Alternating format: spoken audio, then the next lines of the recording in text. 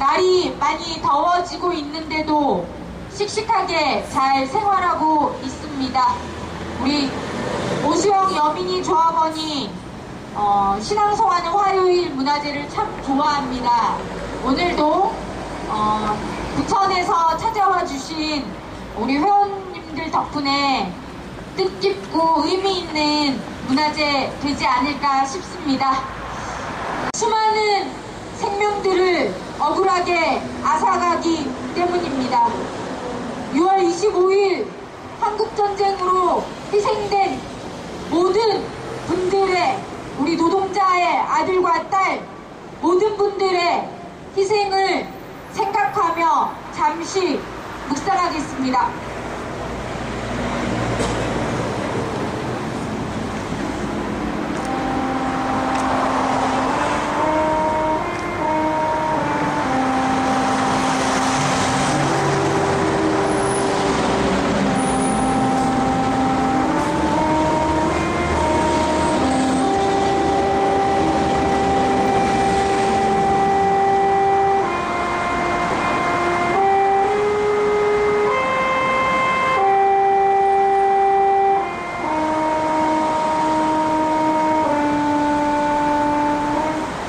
네, 고개를 들어주십시오.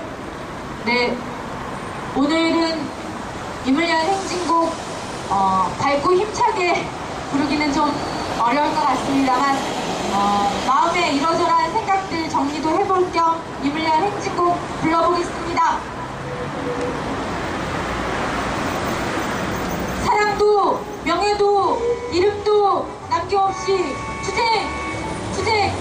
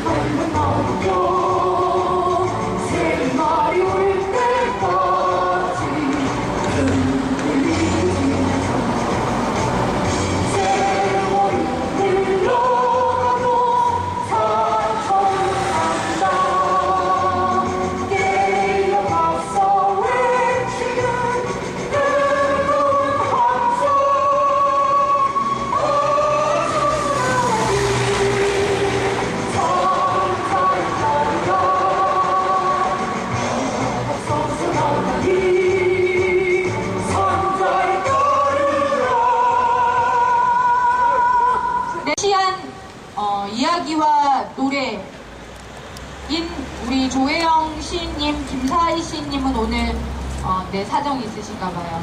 네, 그리고 김홍춘 시인님과 함께하는 문화제 횟수를 제가 한 5회차 정도까지는 했던 것 같은데 오늘이 혹시 몇 회차일까요? 8회차입니다. 역시 네, 우리 조혜영 시인님 8회차라고 말씀해주십니다. 네, 시시한 이야기와 노래가 있는 문화제 제8회 여러분들의 힘찬 박수와 함성으로 우리 조혜영 시인님 앞으로 모시고 시작하겠습니다.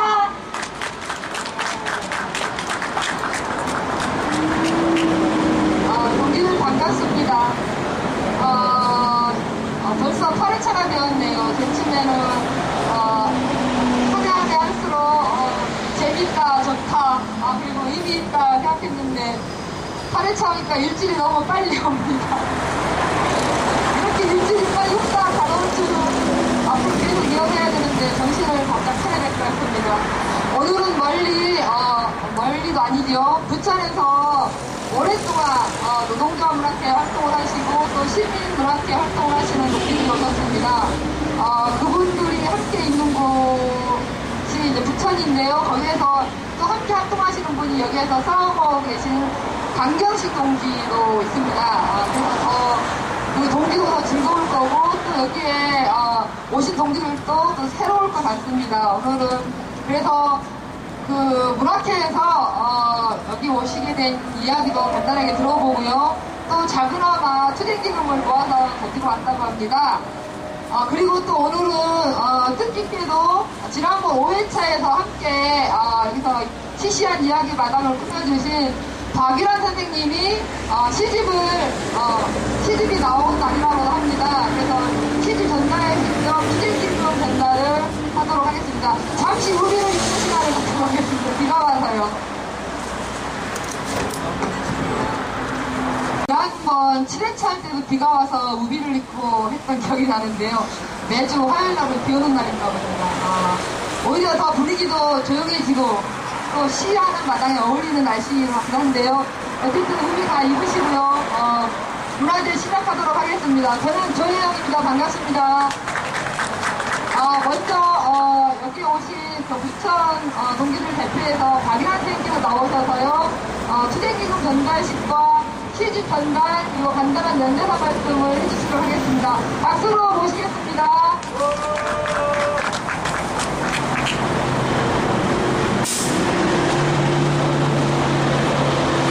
안녕하세요. 반갑습니다.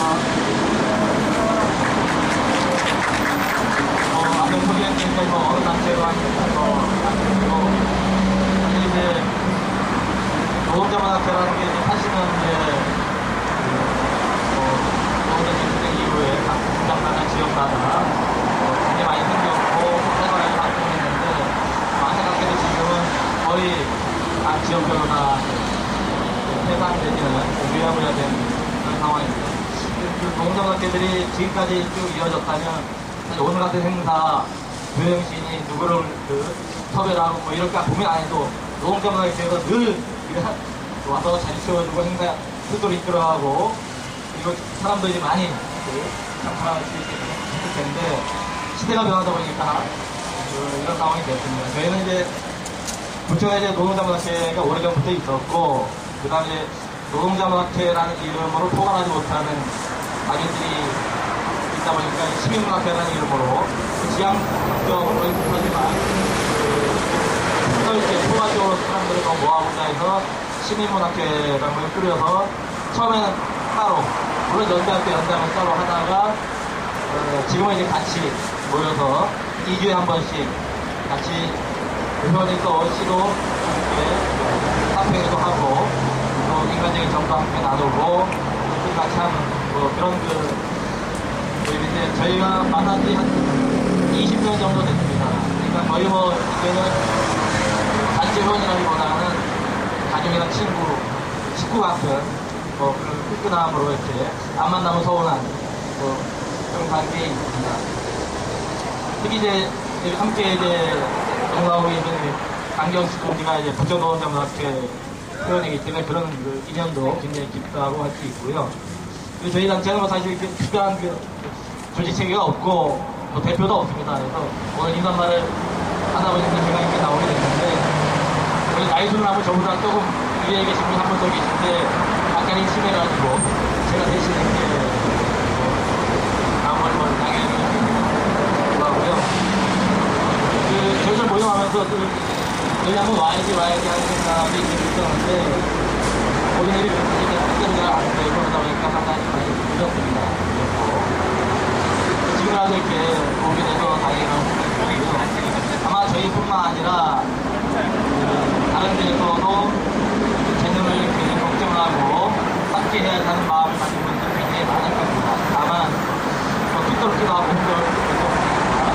여기에 이렇게 멀리서 마음으로만 응원하고 빨리 이제 회기를 위해서 인터로 돌아온 노동자들이 정착으로 내려와서 인터로 돌아가고 또 단체협약 원상 회복이 되기를 바라는 마음, 다들 그런 마음으로 멀리서 응원을 하면 될 거라고 생각합니다.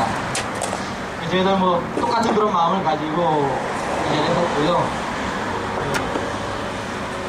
지금 저희들이 이제 가장 중요한 게 종강에서 끊이기 싸움을 하고 있지만 이 자리를 찾는 발길들이 끊이지 않고 이어지는 것 그게 굉장히 중요하다고 생각합니다. 비록 이제 늦게 왔지만 그런 발걸음에 함께 할 수 있게 돼서 그렇게 생각을 하고요. 그걸 항상 이제 마음을 보탠다 근데 마음만 보탠하기 별로 이렇게 큰 의미가 없죠. 굉장히 작지만 조금씩 좋은 투쟁 지원금 얼마 안 되는데 가지고 나왔습니다. 어느 여러분에게 전달을 해야 되나요? 저에게 전달하겠습니다. 열심히 따왔어. 열심히 해주세요. 그리고 제가 최근에 시집을 한 권 냈는데요. 농성하시는 동지들 한 번씩 나와보시라고.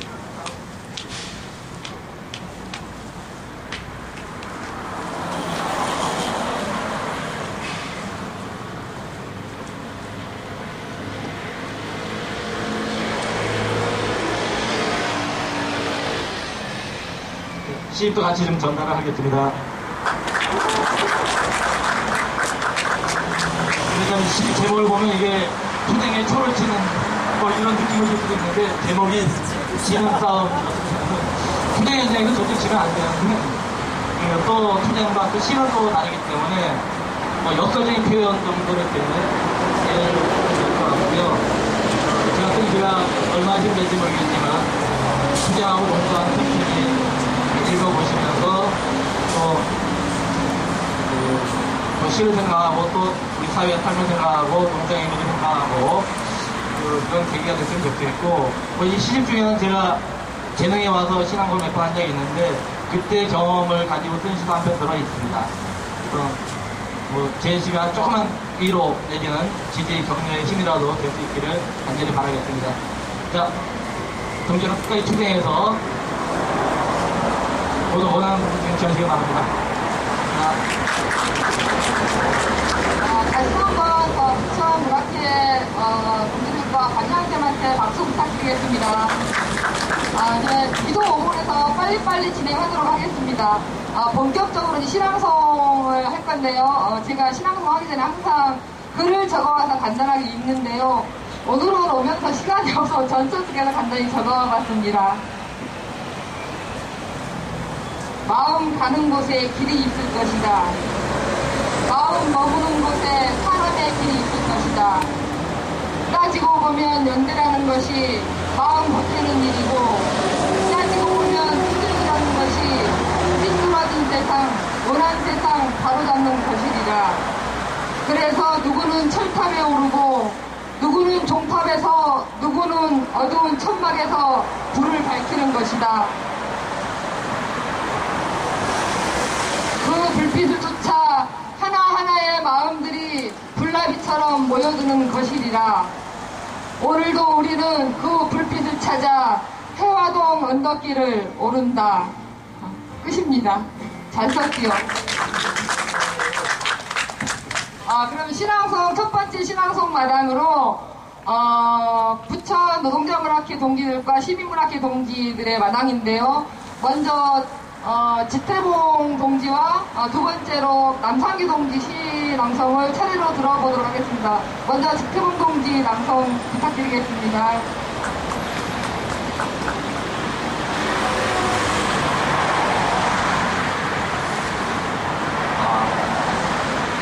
되게 오랜만에 이런 자리에서 왔습니다. 평범한 회사원이고요. 어쨌든 지금 하고 있는 재능사원이 2,000이 넘었는데 하루빨리 그 타격이 잘 되어서 등탑에 올라가 있는 동지들 빨리 내려오고 이렇게 복직이 됐으면 좋겠습니다. 그 마음을 담아서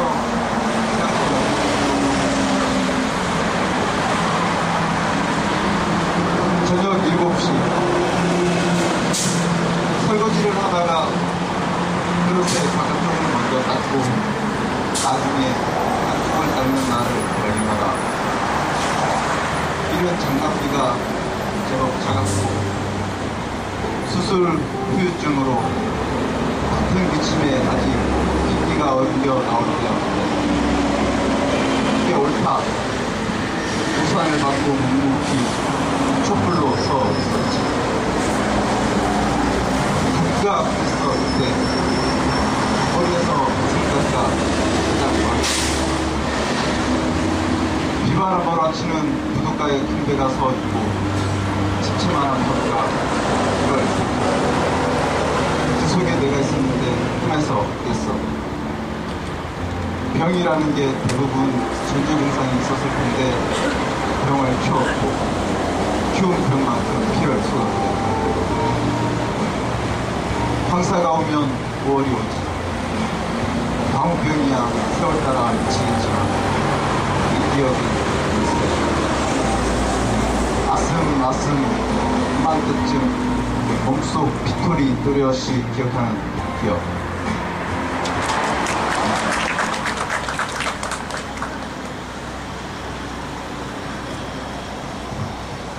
다음 남상규 시인님이십니다.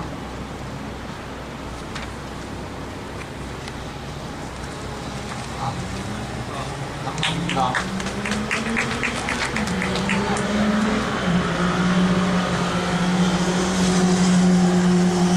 생긴 후에는 그게 너무 감동인데 나와서 시를 낭송한다는 게 그래서 고민을 많이 했는데 잘 모르겠습니다. 시간소가 있습니다. 봄을 보다 소리를 들으며 보편을 보다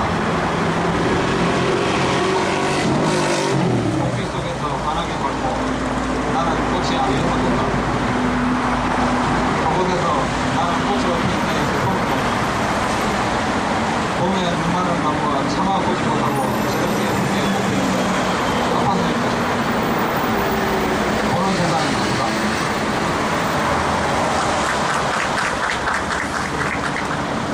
남상규 동지는 그 외모로 보면 이게 싸납고 드론한 시를 막 그럴 것 같은데 저도 오랫동안 봐왔지만 이게 순수하고 착한 시를 많이 쓰는 시인입니다.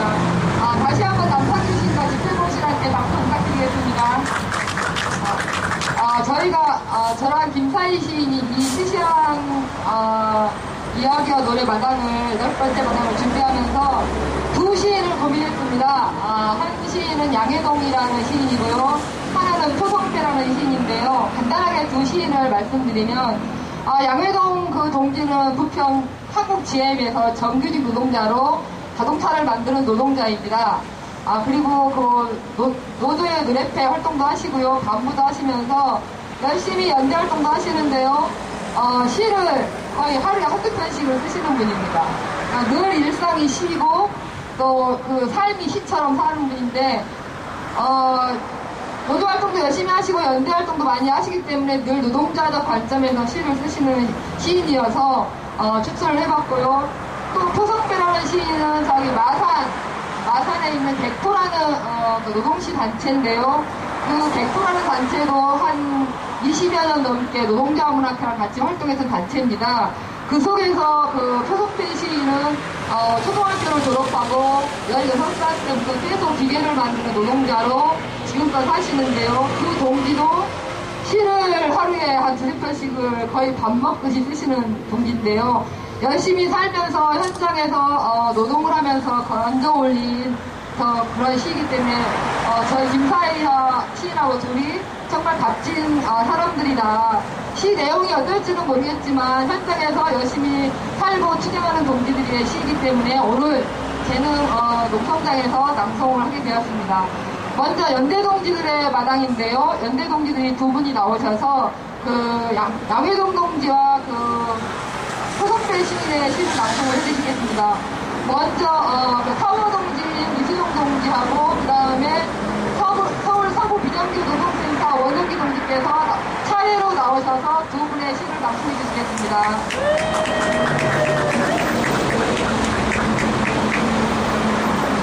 반갑습니다. 여기 오니까 한 번도 한다고 안 하는 내용들을 많이 시키더라고요. 이번에 오니까 시를 한 번도 안 쓴 사람하고 시행장을 하라고. 오늘은 전혀 낭송을 한 번도 안 해봤는데 오늘 또 낭송을 하라고.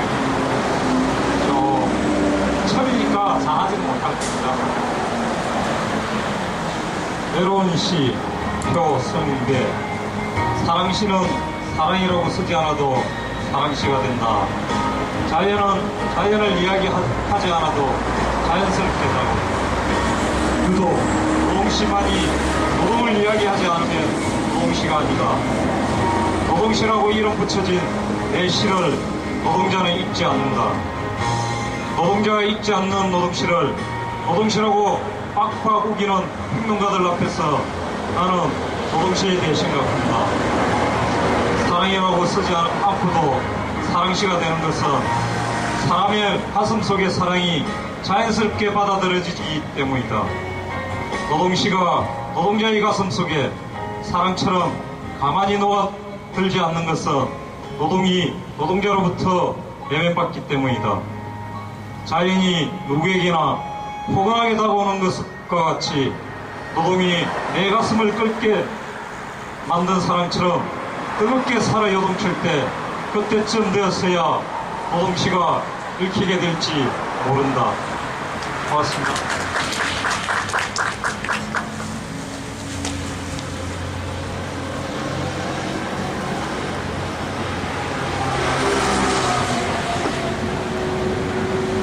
안녕하십니까. 저 역시도 시를 낭송을 해본 적은 없어요. 그래서 밖에 나가서 노래를 해본 적은 있는데 시를 낭송해본 적은 없습니다. 한번 시 낭송 한번 해보겠습니다.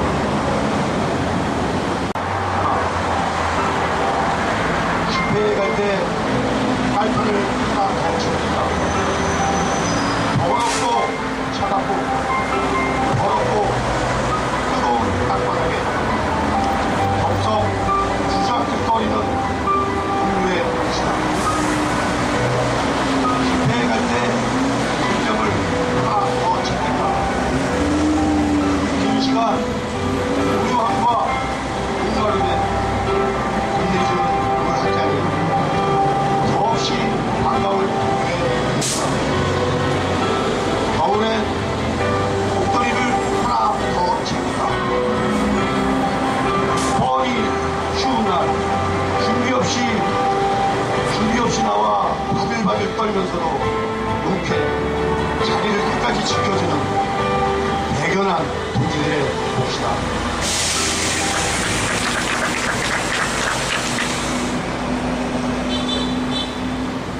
비가 와서 그 낭송하는 동지들의 이야기를 길게 듣지 않으려고 따로 부탁을 안 해서 그런지 시만 달랑 읽고 들어가니까 좀 어색하기도 하고 좀 썰렁하기도 하고 그런데요. 이번 마당은 기대해 주셔서 좋을 것 같습니다. 이번 순서는요, 종탑 순서입니다. 종탑에 있는 오수영 여민이 동지의 낭송 시간인데요. 제가 아까도 말씀드렸지만 이 두 시를 추천하면서 특히 양해동 그 시인의 아프다라는 시는 부평 GM대우 동기들 고공 아치에 올라가서 농성할 때 쓴 시입니다. 그래서 아픈 시를 또 아프게 투쟁하고 있는 오수영 동지한테 부탁드려서 좀 그렇긴 했는데요. 어쨌든 이 마음이 다 우리들의 마음이라고 생각을 하고요. 종탑의 목소리를 듣는 시간을 갖도록 하겠습니다. 종탑의 두 동지 준비됐는가요? 네, 준비됐습니다. 먼저 오수영 여민이 동지부터 낭송 부탁드릴게요. 아무나 먼저 하세요. 네, 제가 먼저 하겠습니다. 제가 누구게요? 여민이. 지금 말씀하신 분이 누군지 아시는 분? 조합원 여러분들은 저한테 카톡을 보내시면 안 됩니다. 지금부터. 퀴즈입니다. 그래서 남성기 동지 지금 한번 들었을 텐데 누군지 아시겠습니까? 저 목소리? 네, 낭송하도록 하겠습니다. 아프다 양회동. 때이른 한파가 12월에 들이친 날, 2명의 비정규직 노동자는 겁도 없이 GM대우 정문 광고탑을 점거했다. 겨우 지상 8m 높이지만 야멸찬 세상과는 동떨어진 고공이다. 아프다. 속 시원치도 않게 가슴이 욱하며 아프다. 무관심한 동료들이 건성으로 그곳에서 똥오줌 어떻게 싸고 잠은 어떻게 자냐고 물을 때 아프다. 줄에 매달린 한 덩어리 밥통마저 빼앗으려고 낯들고 설치는 회사 하수인들의 꼴을 보며 아프다. 그 살벌한 공준전 끝에 끌어올려진 밥통을 손에 쥐고 격한 마음으로 음식을 곱씹었을 두 사람을 생각하면 아프다. 드럼통 난로의 장작불 연기가 저희까지 못 미치는 것이 아프고 겨울옷 껴입고 춥다 하고 원 없이 밥 먹고 술 먹고 놀다가도 막상 농성장에 오면 가슴 아파하는 이 간사스러운 마음 때문에 아프다. 복직하겠다고 3년 넘게 이것저것 용쓸 건 다 써보고도 또 올라갈 수밖에 없는 비정규직들의 현실과 저들 부모 마음을 생각할 때 아프다. 무엇보다 아프고도 아픈 건 이 싸움이 기약 없이 길어져서 추위와 절망감에 두 사람의 심신이 벼랑 끝에 몰릴까봐 아프고 연대의 마음들이 승리의 희망을 잃을까봐 아프다. 고맙습니다. 네, 여민이입니다. 반갑습니다. 저는 표성배님의 시를 읽도록 하겠습니다. 밥과 망치. 어릴 적 아버지는 쌀을 만들고 엄마가 밥을 짓는 것이 마술인 줄 알았다. 밥은 피라는 은유적 해석이 내 마음을 사로잡던 한때 실제와 마술 사이는 그리 멀어 보이지 않았다. 밥 한 숟가락이 목구멍으로 넘어가는 그 순간 밥은 마술이 아니라 실제라는 것을 몸으로 알고부터 내 은유의 해석은 점점 빛났다. 근육이 팽팽해지는 땀방울에 대한 시적 의미를 망치 한번 내려치면서 부정했다면 나는 진짜 노동자가 되지 못했을 것이다. 망치가 마술이 아니라 실제라는 것은 망치에 손가락이 깨져보면 안다. 깨진 손가락에서 밥알이 튀어나오고 가족들의 아침이 얼마나 우울한지. 그러나 실제가 된 망치를 가만히 쓰다듬어 보라. 밥은 피라는 은유적 해석이 또 다시 망치를 들게 만든다는 것을 알 수 있을지 모르니. 고맙습니다. 두 동지의 힘찬 목소리로 낭송을 들어보았는데요. 저희들이 저 두 동지 목소리 듣는 것도 되게 벅차고 가슴 뜨거운 일인데요. 이야기를 이어서 두 동지 낭송 시에 대한 이야기도 좋고요. 낭송하면서 느꼈던 나름대로 생각이 있으면 여기에 있는 동지들한테 들려주시면 고맙겠습니다. 가능한가요?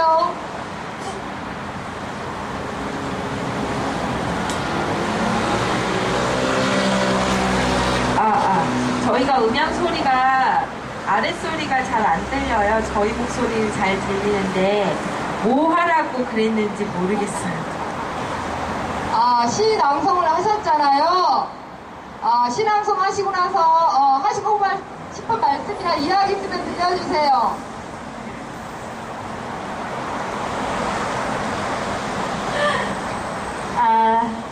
오늘 아직 시를 다 안 읽었는데 저희가 이제 휴대폰 메시지로 받아봤어요. 그래서 아까 읽는 시가 제가 잘 모르지만 노동과 그러니까 여기 저희 시시한 문화제를 해주시면서 그런 말씀들을 해주세요.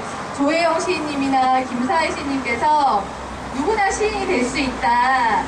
시인과 노동자가 따로 있는 것이 아니다. 이런 말씀들을 해주시거든요. 그래서 저희들에게도 약간 이제 시를 써보면 그래서 그런 의미가 오늘 있었던 것들을 그런 시들을 골라주셨던 것 같아요. 제가 오늘 낭송했던 시도 그런 종류의 하나가 아닌가. 실제라는 밥이라는 것에 대한 실제 노동이 필요한 것들, 노동과 밥이 노동을 해서 우리가 밥을 먹어야 하는 거고 그렇게 노동을 했을 때, 노동을 나갔을 때 다친 순간에는 또 밥 걱정을 해야 되는, 그러니까 이런 시인이 정말, 제가 이 시인을 잘 모르긴 하지만 이분이 정말 그런 마음들을 시로 이렇게 나타내셨다는 그런 느낌이 많이 전해졌어요.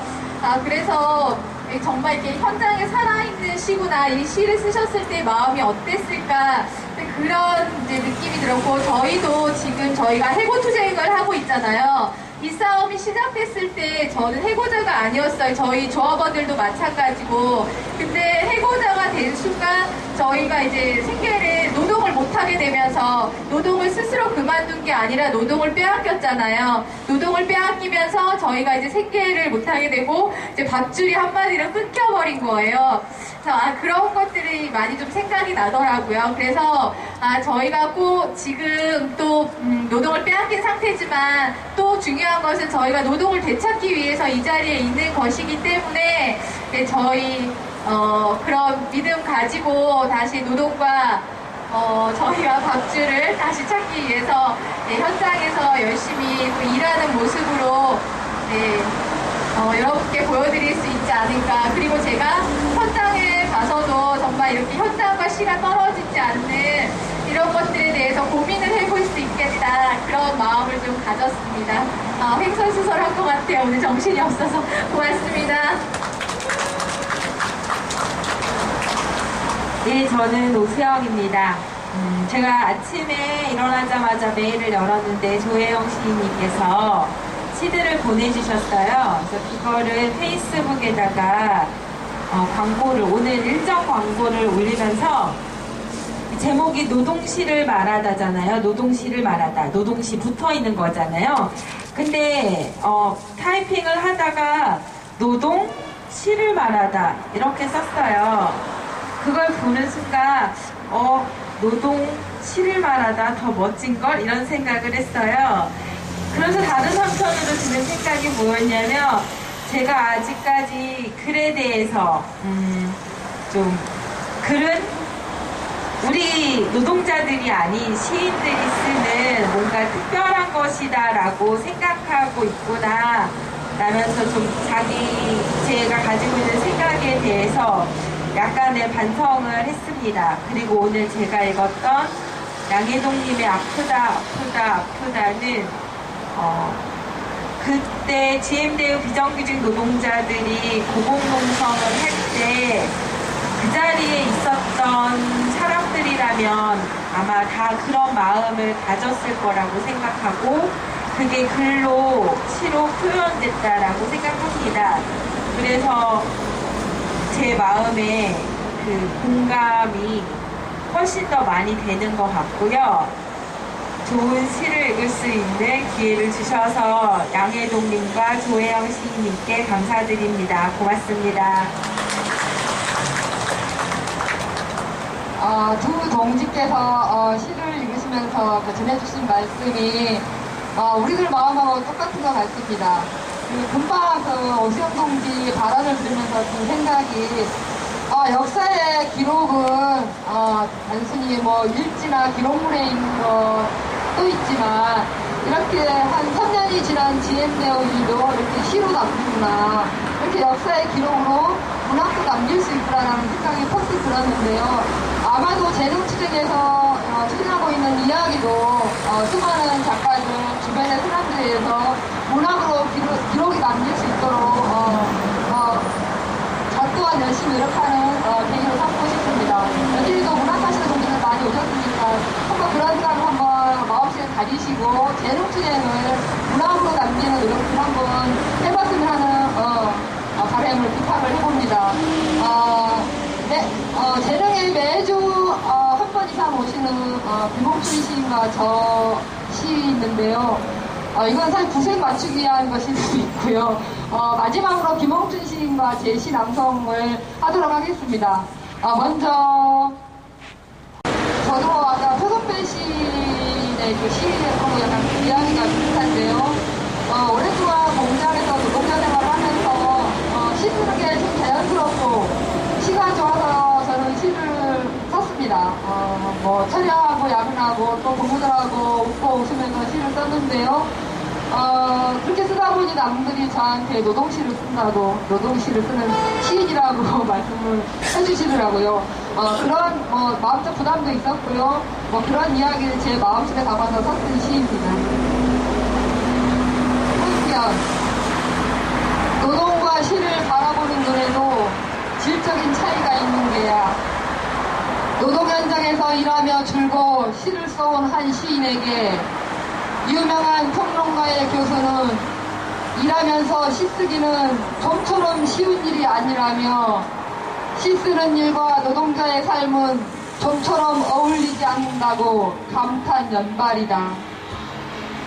여전히 노동하며 시 쓰기를 계속하고 있는 시인에게 평론가의 교수는 이 시대의 진정한 노동자 시인이라고 칭찬이 아깝지 않은데 노동하며 밥 먹고 노동하며 연애하고 노동하며 새끼 낳고 노동하며 노래 부르고 노동하며 시 쓰는 게 뭐 대수냐 싶은데 노동을 모르고 시를 쓰고 노동도 없이 먹고 사는 부류가 너무 많아 노동하며 시 쓰는 아주 평범한 시인은 시집 한 권으로 평론가의 교수를 감동시키고 있구나.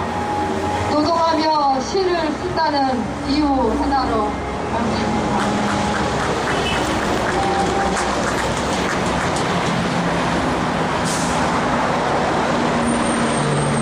안녕하십니까, 김홍식입니다. 제가 잘 모르시는 분들이 계셔서요. 저는 등단한 지 2년 정도 된 새내기 시인이고요. 제가 여기 연대를 오면서 나는 왜 이렇게 바쁜가라는 생각이 많이 들었거든요. 애가 셋이고 이전에 살림하고 애들 돌보고 알바하고 살림하고 애들 돌보고 알바하고 이렇게만 살 때는 잘 몰랐는데 연대를 오다 보니까 마음이 자꾸 욕심이 생기는 거예요.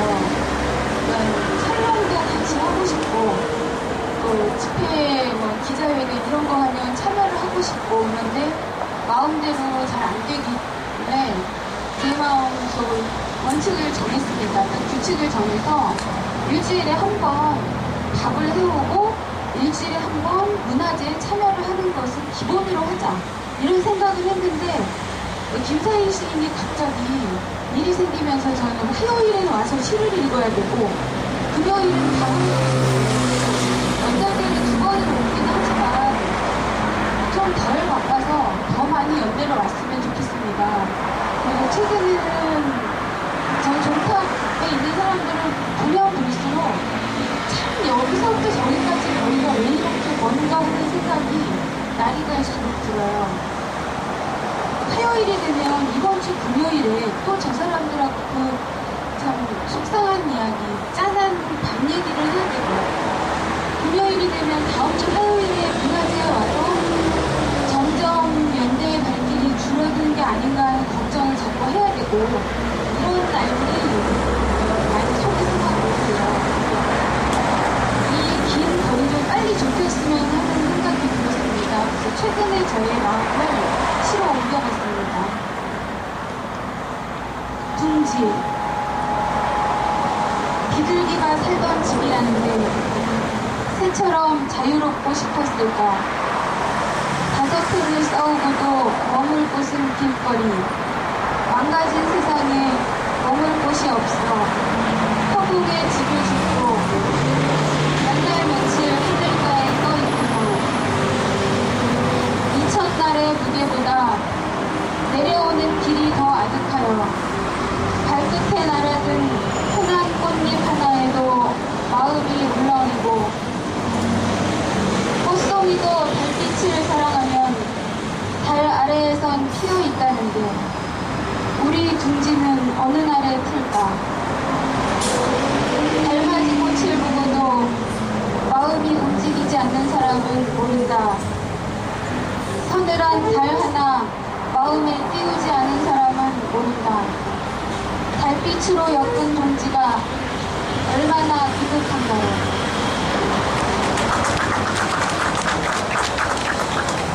김옥준 시인 마음이 너무 예쁘지 않나요? 노동자하고 동지들 싸울 때 밥을 자주 해명을 했었는데요. 밥이 참 중요하다는 생각을 합니다. 사람들은 어떻게 싸울까, 어떻게 의지를 갖고 투쟁할까 이런 부분을 많이 걱정을 하는데요. 어떻게 하루 세끼 밥을 먹고 또 그 밥은 누가 해서 올릴까 이런 고민들을 많이 안 하는데요. 이런 김옥준 시인 같은 사람들이 있어서 저 동기들이 더 꿋꿋하게 투쟁하고 있는 건 아닌가 싶습니다. 다시 한번 마음이 따뜻한 김옥준 씨한테 박수 부탁드리겠습니다. 오늘 시시한 이야기와 노래 시랑송이 끝났고요. 마지막으로 현재 새롭게 오신 동기들도 있고 여기 처음 자리한 동기들이 있어서요. 재능의 현재 상태라든가 상황 그리고 재능 노조의 의지 같은 것들을 담아서 유득규 집행위원장님의 말씀을 들어보는 시간을 갖도록 하겠습니다. 예, 안녕하세요. 유득규입니다. 만나서 반갑습니다. 네, 저희는 학습지 선생님입니다. 혹시 학습지 선생님이 어떤 일을 하시는지 다들 아시죠? 저희는 매일로 아이들을 일주일에 한 번씩 다가오 방문해서 일을 하고 있고요. 저희는 운영규직 중에서도 특수고용직 노동자라고 분류가 되어서 노동자가 아니라고 보는 거죠. 자본과 법에서 노동자가 아니고 너희는 사장이다 라고 이야기를 하고 있습니다. 그렇지만 저희는 99년도에 노동조합을 처음 만들었고 물론 노동조합이 다른 노동조합하고는 약간 다르게 노조법상의 노동조합으로 노동조합 설립 신고증을 받았습니다. 그러니까 근로기준법은 적용을 못 받지만 그래도 노동조합을 결성할 수 있는 노동자다 라고 이렇게 인정을 받은 거죠. 그런데 과정 속에서 이제 저희가 최초로 노동조합을 만들어도 최초로 단체협약이라는 걸 체결을 했어요. 특수고용직 중에서는. 그러니까 자본이 여러 특수고용직 노동자들이 이제 우리는 노동조합을 만들 수 있구나 해서 노동조합을 이제 만들기 시작을 했습니다. 그러니까 자본이 이대로 놔두면 안 되겠다라고 대응을 하기 시작했고요. 특히 삼성생명 보험 이런 데서도 많은 대응들이 했죠. 대기업에서. 그래서 논문들도 써서 내고 돈을 투자해서 여러 가지를 하면서 2006년도에 저희가 학습지 노동자는 노동자가 아니다. 노동조합이 아니다. 이런 대법원 판결을 받게 됐습니다. 그런 상황이었고 저희는 단체협약을 체결을 2007년도에도 했었는데 단체협약 내용에서 좀 잘못된 내용이 있었어요. 실질적으로 적용을 해보니까 선생님들의 급여, 회사가 이야기하는 수수료가 어마어마하게 깎이게 되는 거예요. 그래서 똑같은 일을 했는데 많게는 한 달에 100만원, 적게는 몇만 원 깎이는 거예요. 그러니까 오른 사람으로 한 달에 100만 원이 오르고 이렇게 됐느냐. 그러면 그런 건 없이 이제 오르는 사람은 그냥 몇만 원 수수료 오르고 깎이는 건 그런 대폭 이렇게 깎이는 상황이 돼서 전반적으로 수수료가 깎이는 그런 상황이 됐습니다. 그래서 이런 내용들을 재교 수업하자라고 노동조합이 회사한테 요구를 했던 상황이었어요. 회사는 재교 수업할 수 없다라고 이야기를 했고 저희가 농성을 시작을 하니까 그 틈을 타서 너희는 노동자가 아니다. 대법원에서도 그렇게 판결이 됐다. 그러니까 이제부터는 우리 회사에는 노동조합이 없다. 그리고 회사랑 체결한 단체협약조차도 없다. 라고 선언을 했어요. 일반적으로 파기를 한 거죠. 그리고 노동조합 전임자였던 지부장과 사무국장을 현장 복귀 명령을 내렸고 당연히 현장 복귀를 안 했겠죠. 이건 일반적 파기였기 때문에 그래서 해고 통지를 했고요. 그럼에도 불구하고 저희는 계속 싸웠습니다. 그래서 싸움의 내용이 사실은 바뀐 거죠. 처음에는 수수료 제도에 문제가 있어서 재교섭에서 올바르게 수수료 제도를 갖자. 우리가 노동한 것에 대한 대가를 제대로 받아내자라는 이야기를 하고자 했었는데 회사는 노동조합이 없댔어요. 너희는 대화하지 않겠다. 그래서 노동조합을 이제는 노동조합을 사수하는 투쟁. 으로 간 거죠. 그래서 저희가 지금 현재 요구하고 있는 건 해고자 전원복지 단체협약 원상회복을 이야기하고 있습니다. 해고자는 저희가 계속 싸우는 과정 속에서 2010년도 겨울에 이제 해고 조합원들은 전원 면담을 시작을 했습니다. 그 조합원들 중에서는 이렇게 투쟁에 결합하는 조합원들도 있지만 또 투쟁에 결합하지 못하고 조합원의 이제 이름만 가지고 있는 사람들도 있었을 거 아니에요?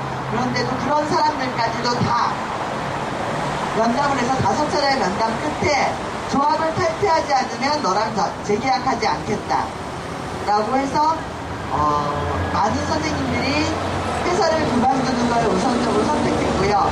그 다음에 그냥 조합을 탈퇴하는 걸 선택했고, 그 다음에 이제 싸우겠다고 남은 선생님들이 12명이었고요. 그 중에 한 분이 작년 1월에 암으로 사망하셨습니다. 그래서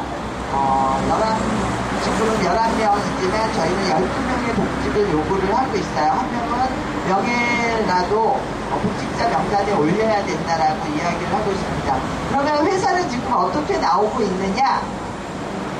과거에 이제 노동조합 아니다라고 선언을 하고서 단체협약 없다.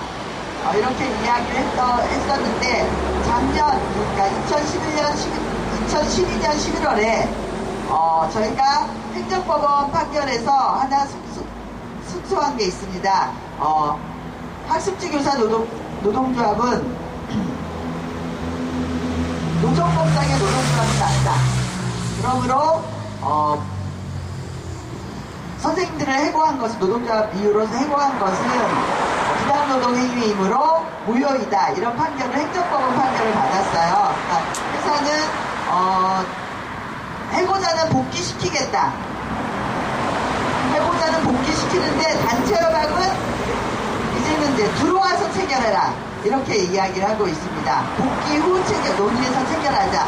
근데 저희는 너무 그 회사의 분법을 너무나 잘 알고 있기 때문에 단체협약 없이는 복귀할 수 없다라고 이야기를 하고 있습니다. 저희가 노동조합을 인정받고 단체협약을 체결하는 그 과정 속에서도 기본적으로 도속을 하는데 저희 회사는 다른 회사는 먼저 한 6개월 단체 구섭하면 굉장히 오래 걸리는 거잖아요. 그런데 저희는 기본이 2년입니다. 2년, 3년 해야지 유효기간이 한 번 지나야 새로운 단체협약을 체결할 수 있는 거예요. 그러니까 보통 유효기간이 2년이면 2년 끝나고 단체 교섭하느라고 2년 넘기고 그러고서 새로운 단체 교섭을 체결하는 그런 수준이거든요, 회사가. 그런데 지금 그렇지만 과거에는 그래도 단체협약이 있는 상태에서 교섭기간이 길어지기 때문에 어느 부분을 보호받고 있는 부분이 있는 거잖아요. 근데 회사가 지금 단체협약을 원상회복하지도 않고 들어와서 체결하자라고 하는 건 저희는 보호를 받을 수 있는 틀이 아무것도 없습니다. 사실 그렇기 때문에 다시 복직한다고 하고 저희가 이 농성을 다킨다고 하면 회사는 언제든지 다시 어떠한 이유로 계약 해지를 시킬 수도 있습니다. 조합원이라는 이유 때문에 또다시 과거에 그랬던 것처럼. 그래서 저희는 단체협약을 체결하고 들어가겠다라는 게 기본적입니다. 그래서 그런 것들이 풀리지 않고 교섭들에 대해서는 이야기가 되어지고 있지 않기 때문에 저희가 지금까지 싸우고 있는 거고요. 저희는 그렇게 생각을 합니다. 저희가 노동조합을 포기했었다면 해고자가 없었을 거예요. 왜냐하면 회사가 노동조합 탈퇴하면 계약 해지하지 않겠다라고 했으니까. 하지만 저희는 노동조합을 지켜야 된다는 생각을 했어요. 노동조합을 지켜야 된다고 생각한 이유는 저희가 저는 93년도에 입사를 했거든요. 그래서 99년도에 노동조합을 만들었으니까 노동조합이 없었던 시절과 노동조합이 만들어졌을 때 그 차이점, 일을 하면서 느꼈던 그 기쁨,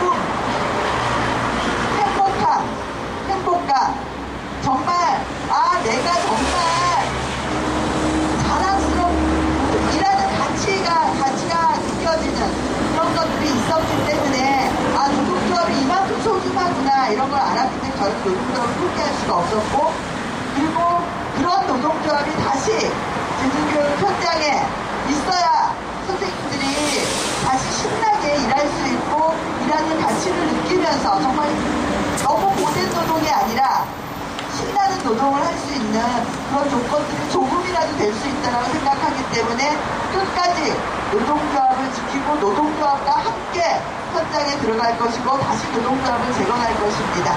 예, 이상입니다.